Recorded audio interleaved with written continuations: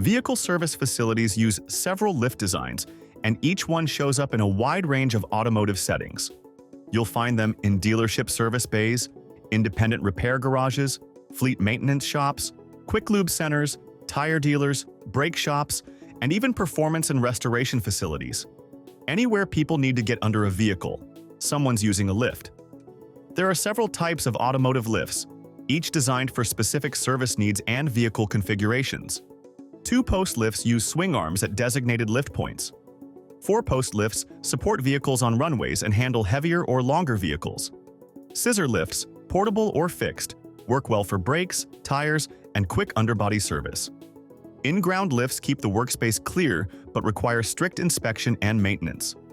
Mobile wheel-engaging lifts, parallelogram lifts, and low-rise pad lifts appear in many government, educational, and fleet shops. No matter what lift is used, understanding the vehicle's center of gravity is essential. For many rear-wheel drive cars, the center of gravity is roughly beneath the driver's seat. For many front-wheel drive vehicles, it sits closer to the steering column. Trucks, vans, and other large vehicles vary widely and require additional care. A correctly centered vehicle improves stability and reduces the risk of shifting once raised. Despite these differences, the fundamentals stay the same.